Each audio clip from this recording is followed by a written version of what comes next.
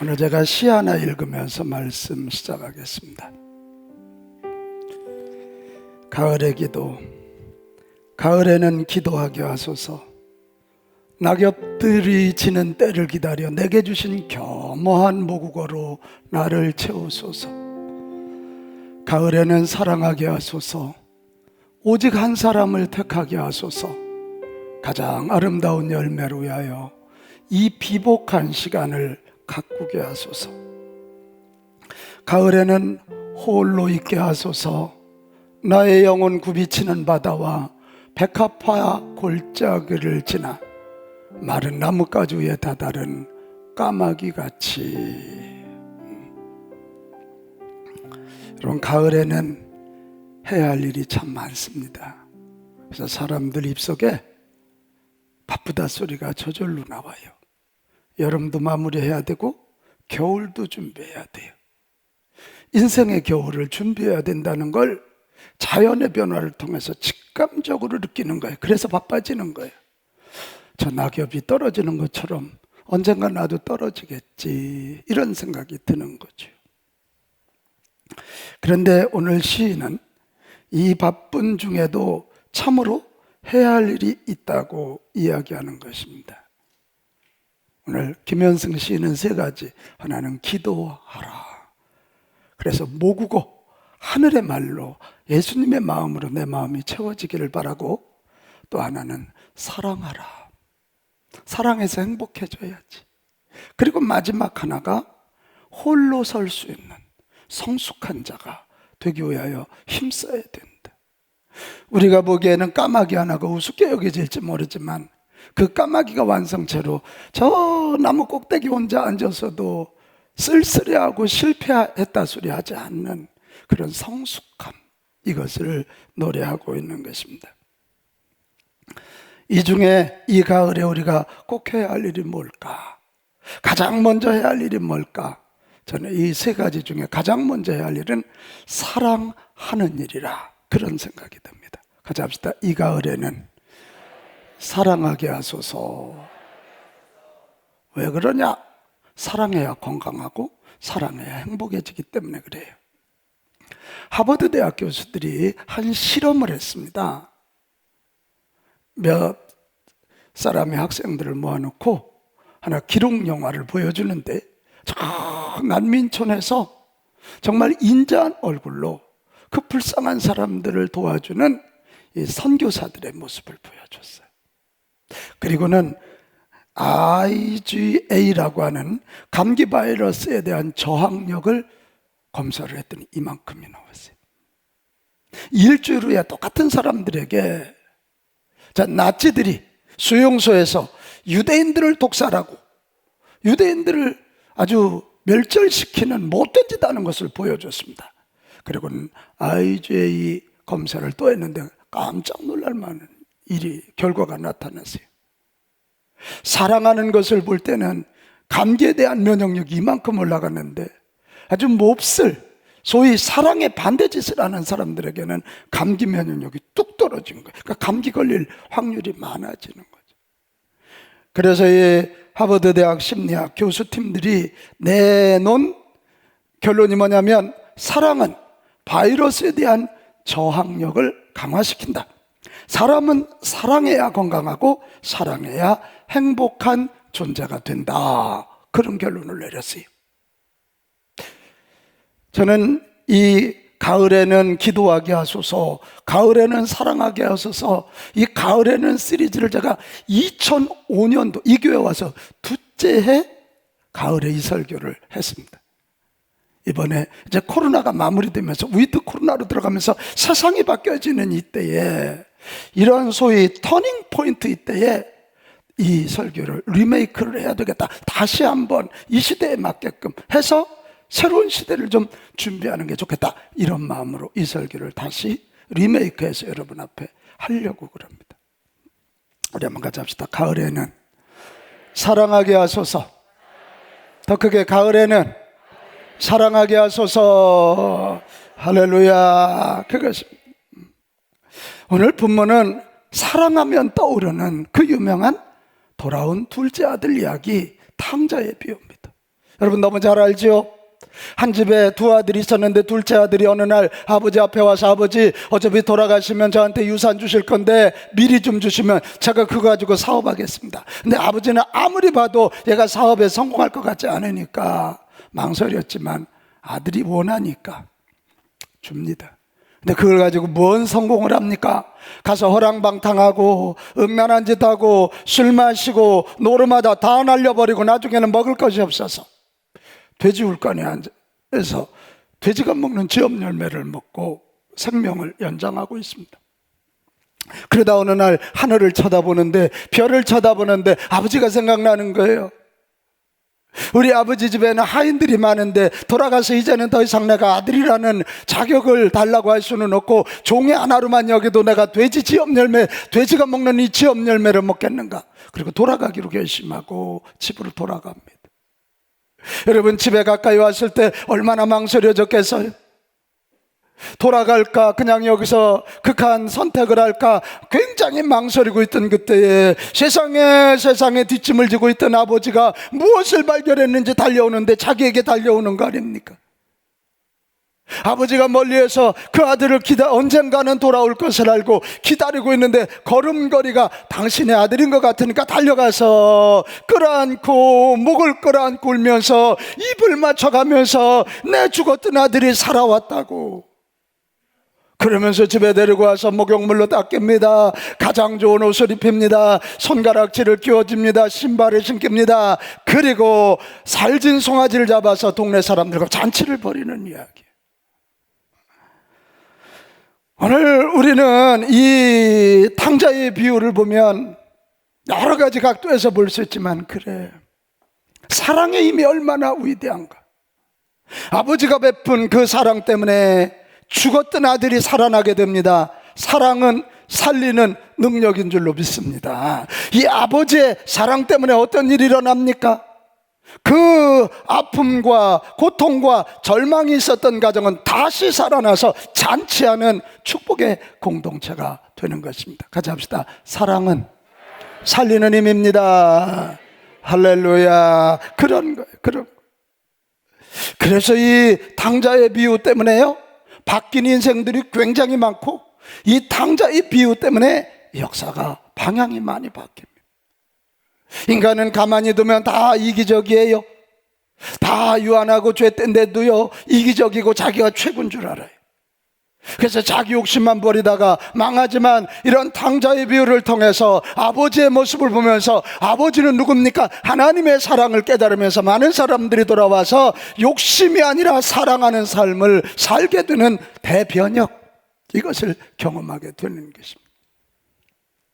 우리 예수님이 탕자의 비유를 말씀하시는 이유가 뭐겠어요? 너희도 하나님의 사랑을 입어 살림받은 자임을 기억하고 감사하며 행복하게 살거라. 그리고 그 하나님의 사랑을 배워 너희도 사랑하는 삶을 살아 이웃을 내게 준 공동체를 행복하게 만들거라. 다시 합시다. 이 가을에는 사랑하겠습니다. 할렐루야. 이 가을에 사랑하는 사랑. 자, 그러면 사랑의 삶을 살라고 예수님 명령하시는데 사랑의 삶을 살기 위해서 우리가 뭘 해야 됩니까? 하나는 사랑할 수 없는 자들까지 사랑하기로 다짐해야 돼요. 우리가 사랑하라 그러면 누구를 사랑하지? 이 누구를 사랑할까에 대한 문제에 딱 들어가요. 여러분 성경은 누구부터 사랑하라 그러냐면 너 자신부터 사랑하라는 거예요. 뜻밖이지 않습니까? 너 자신부터 사랑하라. 응? 내 이웃을처럼 내 이웃을 네 몸처럼 사랑하라는 거예요. 그러니까 내 아를 사랑하지 않는 한 내 이웃 사랑 못하는.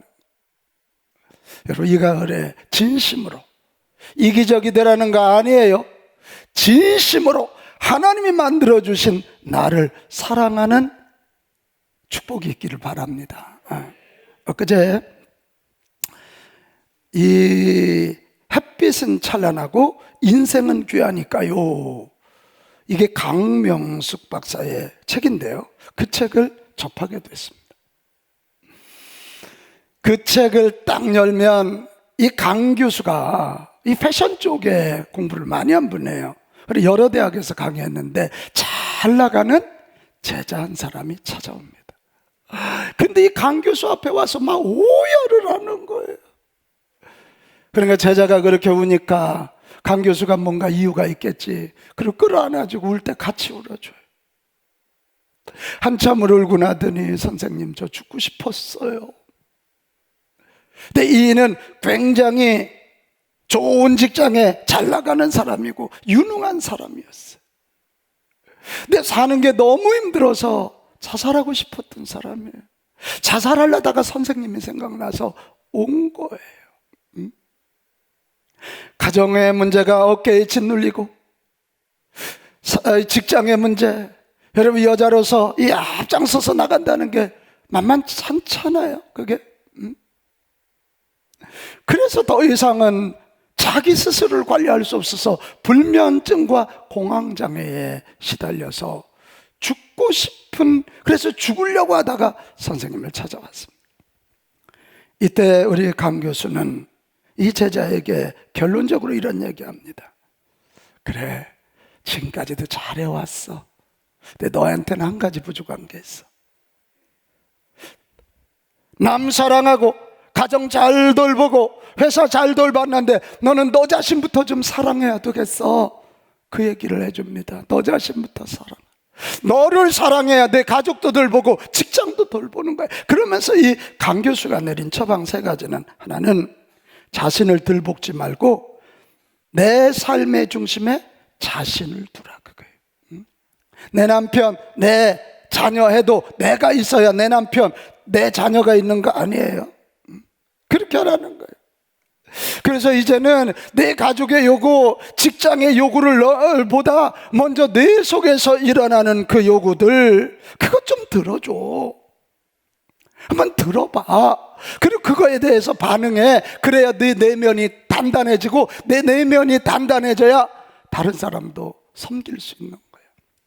또 하나의 처방은 실패해도 창피하지 말고 도전할 수 있었던 너 자신을 칭찬해 주라는 거예요. 같이 합시다. 실패해도 칭찬해 주자. 바로 이거였어요. 그렇잖아요. 여러분, 새로운 일에 도전하지 않는 한 실패는 없는 거예요. 실패한다는 건 도전했다는 얘기예요. 도전했다는 얘기예요. 우리 특별히 예수 믿는 사람들 착한 사람 콤플렉스에 있어요.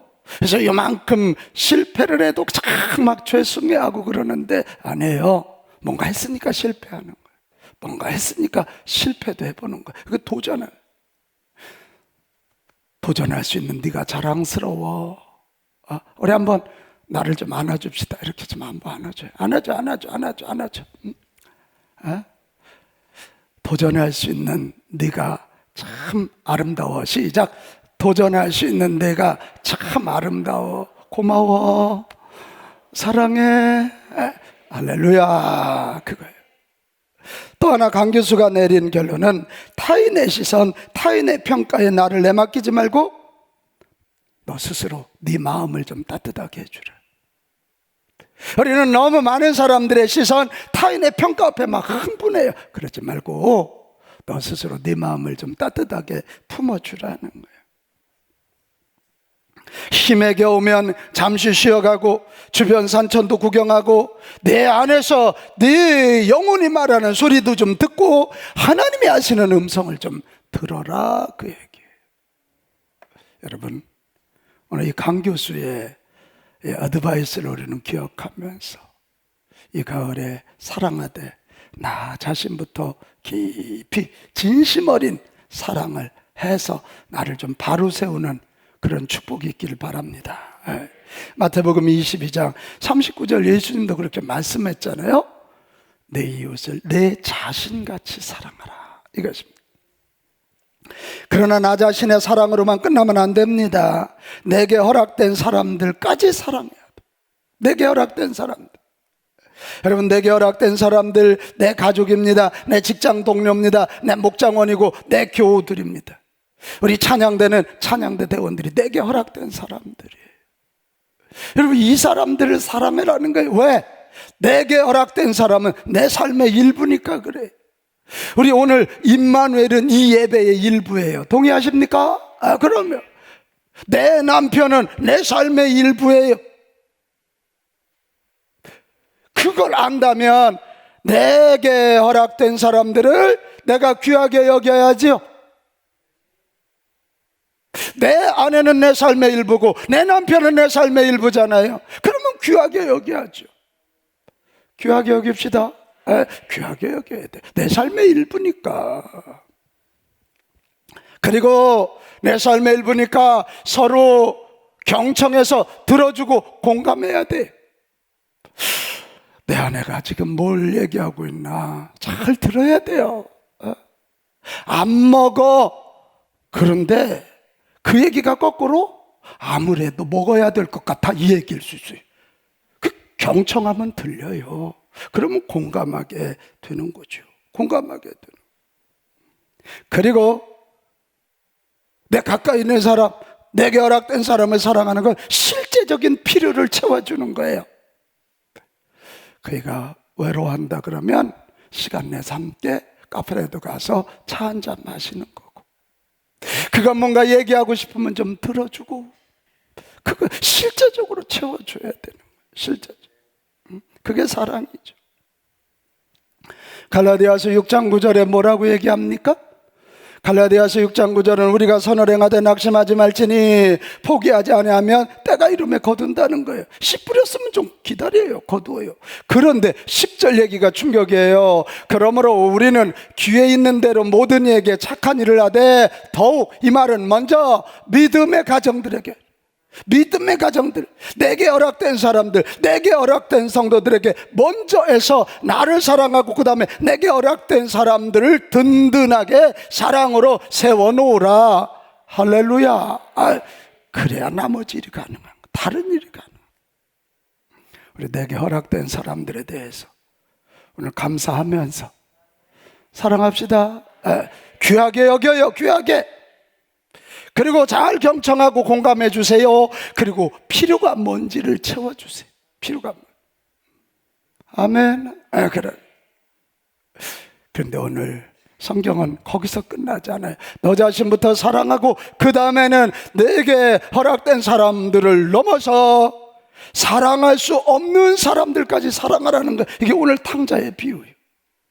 아버지 입장에서 둘째 아들을 어떻게 사랑하겠어요?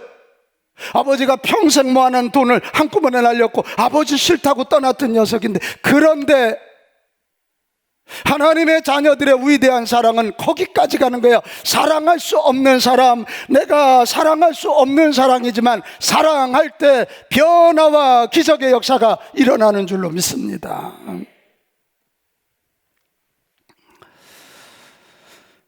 우리가 참으로 행복하기 원하면 나를 떠난 자들까지 사랑해 주십시오. 그러면 그들이 변화돼요. 그들이 새로워져요. 그들이 싹나 자라서 나중에 내 인생의 열매가 되는 거예요. 건강도 사랑도 다 잃고 한숨 쉬는 자, 절망하고 있는 자가 누군지를 보십시오. 그리고 그들에게 사랑의 손을 내미십시오.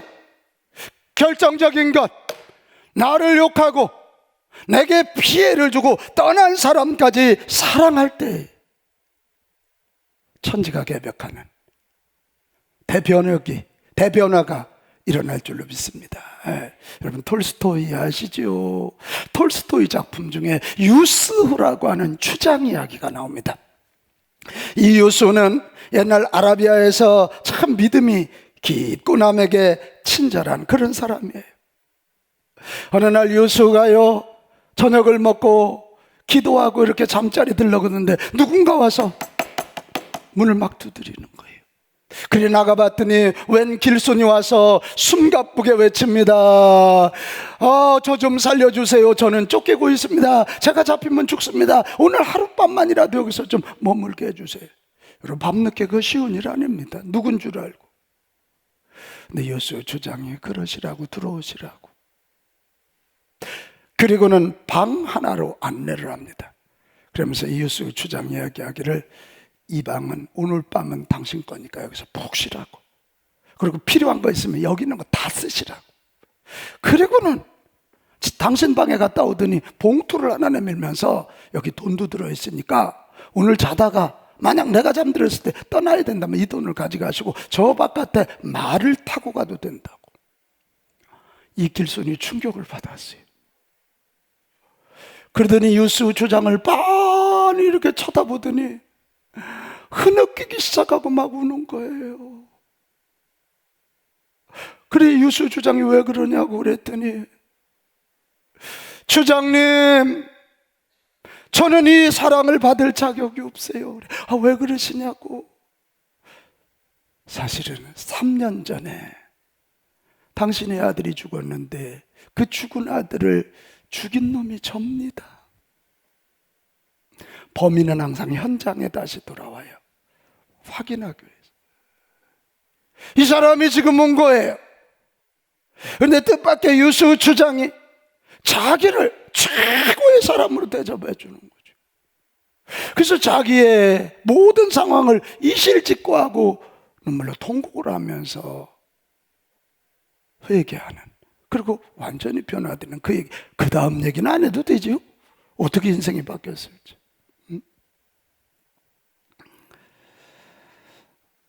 그랬더니 유수 주장이 그렇게 오열하는 그에게 이 얘기했대요. 그것이 사실이라면 나는 돈을 3배나 더 드리겠소. 그렇게 하면 내가 이때까지 나의 사랑하던 아들을 죽인 사람을 미워하던 그 마음이 없어질 것입니다. 내가 원수로 여기던 당신에게 우한 대접을 할 수 있다면 나는 그것으로 원수 갚는 것이 됩니다. 나는 이와 같은 일을 벌이신 하나님께 감사합니다. 우리 듣기만 해도 마음이 그냥 따뜻해지잖아요. 누가복음 6장 27절, 예수님의 말씀을 실천하는 거예요. 너희 원수를 사랑하며 너희를 미워하는 자를 선하게 대하라. 여러분, 이 가을에 나 자신 사랑하는 거 할 수 있어요. 내게 속해 있는 사람 사랑하는 것까지 오케이, 할 수 있어요. 그러나 하나님의 자녀라면 우리는 받을 수 없는 사랑을 예수님의 십자가와 부활을 통해서 받은 우리, 그렇다면 우리도 내 원수, 나를 핍박하는 자, 나를 떠난 자, 그들까지 사랑할 수 있게 되시길 바랍니다. 거기까지 가는. 자, 그렇다면 나 사랑하는 거예요. 내게 속한 사람 사랑하는 거예요.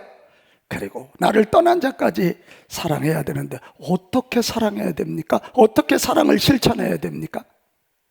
오늘 탕자 비유에 보면 아버지가 그 아들을 어떻게 사랑했는지 보면 우리는 그 방법을 알아요. 첫째는 긍휼히 여기는 마음으로 시작하는 거예요. 같이 합시다. 긍휼히 여기는 마음. 자, 20절 같이 읽겠습니다. 20절 달려가 시작. 달려가 목을 끌어안고 입을 맞추니. 우리 같으면요, 집 나갔다 돌아오는 여성한테 선은 이렇고 후는 이렇잖아, 책임을 묻고 추궁할 수 있잖아. 너 왜 그랬니? 그러나 아버지는 아들의 잘잘못을 따지지 않아요. 아버지의 마음은 그 아들이 너무 불쌍한 걸, 얼마나 고생했을까, 아이고 이 냄새, 이거 뭐 말하지 않아도 얼마나 고생했을까, 그게 느껴지, 불쌍한 마음이 드는 거죠. 그래서 그 아버지는 그를 끌어안고 입을 맞춥니다. 여러분, 입 맞춘다는 게 뭐죠? I love you, 내가 너를 좋아한다는 거고 나와 너는 하나라는 거야. We are one이에요. 우리는 하나야. 그 이야기인 것입니다. 여기서 우리가 보는 거예요. 사랑이란 추궁하는 것이 아니라 긍휼히 여기는 마음, 불쌍히 여기는 마음으로 이웃을 대하는 것이에요. 그게 사랑의 시작이에요. 어때, 김인숙 권사님, 양 장로님이 새벽 일찍 나가는 거 보면 좀 불쌍해요? 하나도 안 불쌍해? 아주 돈 벌어 와서 좋은 거예요? 안쓰러움이 있죠? 있지. 양 장로님, 갱년기 맞아가지고 호롱호롱하는 우리 와이프 보면 불쌍한 마음 있어요, 없어요? 그렇죠. 저렇게 씩씩해야 돼. 가끔 설거지도 하죠? 빨래도 하죠? 그럼. 근데 긍휼히 여기는 마음, 이게 긍휼히 여기는. 이게 사랑의 시작이에요. 돈 주는 게 사랑의 시작이 아니에요.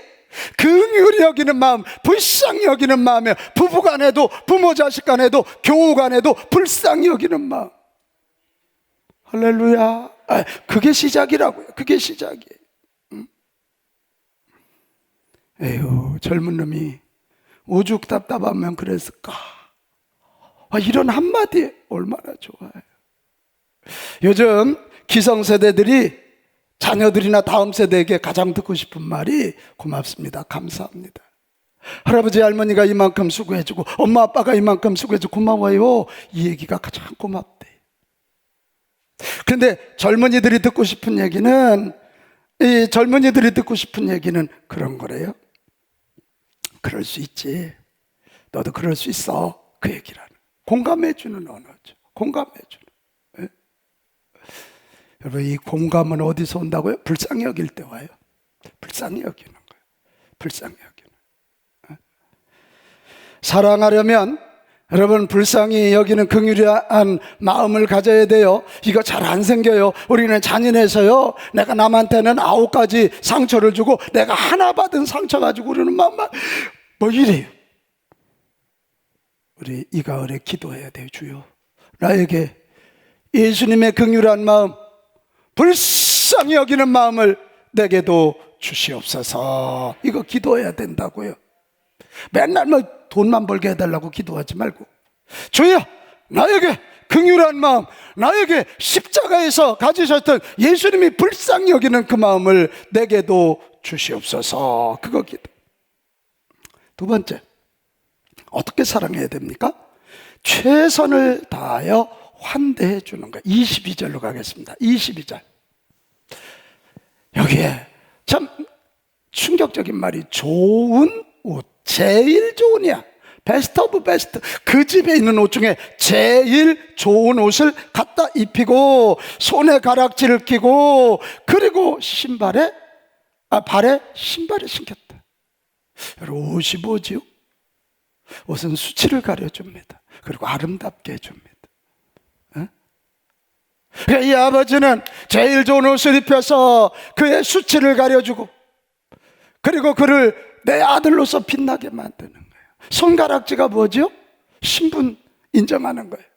그래, 결혼할 때도, 여러분, 결혼할 때 주고받는 반지를 선물이라고 그러면 틀립니다. 믿음의 물건 신물이 맞습니다.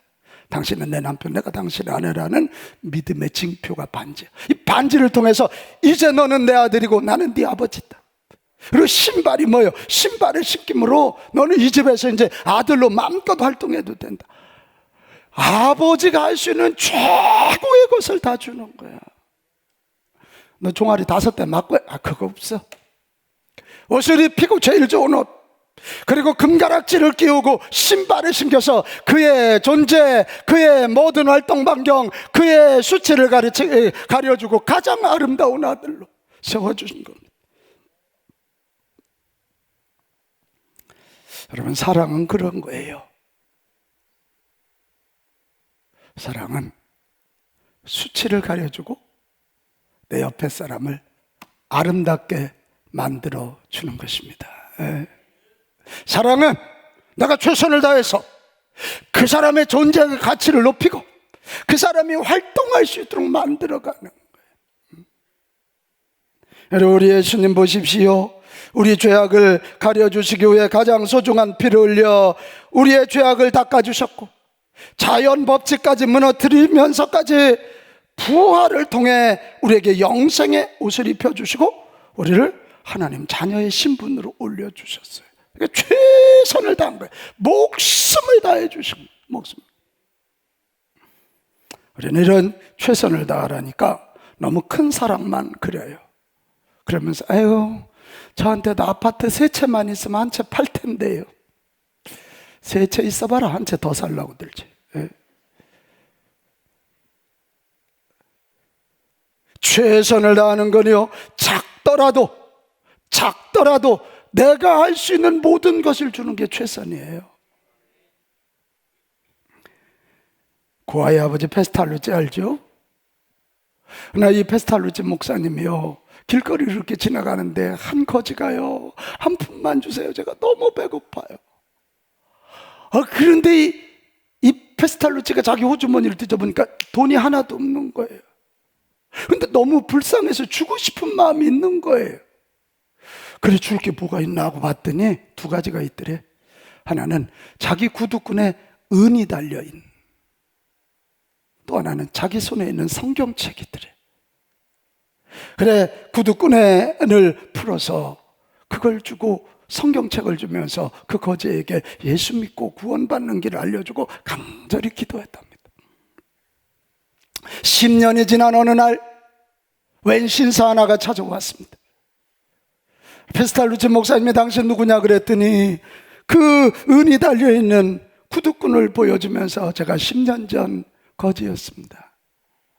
근데 그날 목사님이 전해진 예수님을 내가 모시고 내가 이렇게 살면 안 되겠다고 생각하고 일을 갈고 일어나서 지금은 사업을 하는 사장님이 됐습니다. 그래서 너무 감사해서 오늘 인사드리러 왔습니다. 그리고 구두끈하고 한쪽에 봉투를 내놓는데 이만큼 거금을 내놓으면서 그 아들을 돕도록. 그래서 그 이야기의 결론은 이렇게 되어 있습니다. 지금 내가 가진 것 비록 작더라도 최선을 다하여 섬기면 100배, 1000배, 10,000배의 결실이 있느니라. 이것입니다. 그거야 이게. 100배, 1000배, 10,000배의 결실. 10,000배. 여러분, 이 가을에 너무 없다고 그러지 마요. 많이 줘서 사람이 변화되는 거 아니에요. 없는데도 나누시는 이 최선, 그 앞에 사람들은 감동하는 거예요. 오늘 저녁부터 북콘서트 있고 다음 주 특별한 만남 있는 섬김축제 우리가 7명 한번 해보자는데요, 일단 그들을 긍휼히 여기는 마음이 필요하고 내가 할 수 있는 최선의 노력, 그때 그들은 감동할 거예요. 많은 열매가 있기를 축복합니다. 하나 더 있어요.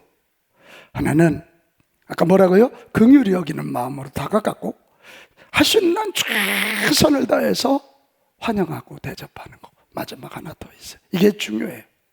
참으로 기뻐해 주는 거예요. 같이 합시다. 참으로 기뻐해 주자. 오늘 23절 24절에 보면 아버지는 살찐 송아지를 잡아 잔치를 벌여주는 거예요. 잔치를 벌인다는 건 아들의 귀환을 기뻐해 주는 거잖아요. 그런데 잔치를 벌인다는 건 뭐예요? 이 잔치를 벌인다는 건 동네 사람들까지 내가 우리 아들 돌아온 게 기쁘다는 걸 표현하는 거예요. 이게 기뻐해 줌이 사랑의 완성이에요. 아멘. 아멘이 왜 이래? 근데 우리 어떻게 김양수 권사님 외손주 이쁘죠? 눈만 깜빡거려도 이쁘죠? 그저께서 데리고 와서 기도해달라고. 이쁘더라고. 할머니보다 훨씬 이쁘더라고. 애들은 그냥 웃기만 해도 그거 자체로 우리는 아이고 웃는 것도 이쁘네, 먹는 것도 이쁘네, 나중에 싸도 이쁘잖아. 어디 이렇게 색깔이 노랗냐 막 이래가면서 기뻐해 주는 거예요.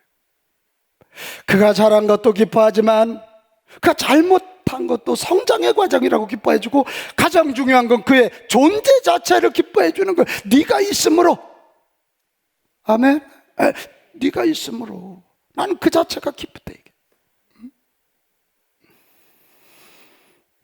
여러분, 이 가을에 정말 사랑하기 원하거든 주님께 기도하세요. 주여, 내게 기쁨의 마음을 주시고 나 자신, 내게 속한 사람, 나를 떠난 사람들에게서도 내가 기뻐할 이유를 보게 하여 주옵소서. 이걸.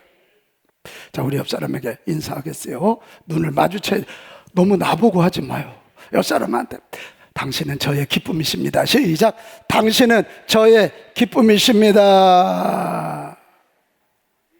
이거. 사랑하는 여러분, 사랑하며 사는 일은 가슴 뛰는 일 맞습니까? 그러면 누군가 나를 사랑해 줄 수 있다는 게 얼마나 감사한 일이고, 내가 사랑할 누군가가 있다는 게 얼마나 가슴 뛰는 일이에요. 특별히 내가 사랑할 수 없는 사람까지 사랑하는 일은 예수님을 닮아가는 진짜 거룩한 길인 줄로 믿습니다. 내일 우리 교회에서 감리교 거룩성 회복, 이게 다 요즘 잘못된 법, 소위 인권을 우선하면서 진리를 무시하는 그거에 대한 내일 전국의 목사님들이 오셔서 같이 예배드리면서 기도하는 겁니다. 여러분들 시간 되면 오시는데, 이게 왜 요즘 이런 성 문제, 이런 게 문제냐면 성적 자기결정권이라는 말이 이게 중요해요. 우리는 성적 자기결정권을 주장할 사람이 아니라 하나님이 만들어 놓으신 창조 질서에 순종할 자임을 믿습니다.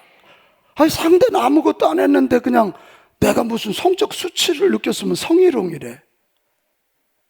그리고 요즘 남자들이 그냥 전철을 타면 어떻게 할 길이 없어가지고 이러고 가야 된다는 거 아니야, 이거. 이게.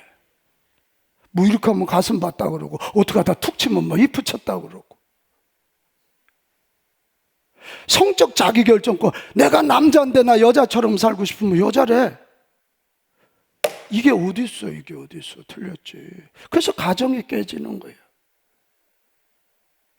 그래서 성을 안부로 하니까 요즘 성이, 여러분, 생명과 관계된 아름다운 일인데 성 그러면 성행위로 생각을 해. 그러니까 그냥 낙태, 뭐 임신 중절 이런 거 쉽게 생각한단 말이야. 생명경신. 내일 그런 문제를 좀 다루고, 우리는 그게 아니라 그걸 넘어서서 자기결정권이 아니라 하나님의 창조 질서 안에서 나는 물론, 내게 속한 사람은 물론, 나를 미워하는 사람까지 사랑하는 예수님 닮은 폭넓은 사랑꾼들이 돼야 될 줄로 믿습니다. 여러분, 이 가을이 아름다운 이유는 사랑할 수 있는 계절이기 때문에 그래요. 한 해가 또 이렇게 저물어 가는구나. 떨어진 낙엽을 보면서 내 인생의 끝을 생각하니까 누군가를 생각하게 돼 있어요. 마음이 부드럽게 돼 있어요. 그래서 사랑해요. 코발트 하늘 빛깔만큼이나 진하게 사랑하는 이 가을이 되셔서 영육이 건강하고 행복하게 되기를 축복합니다. 자, 우리 따라하고 마치겠습니다. 이 가을에는 사랑하게 하소서.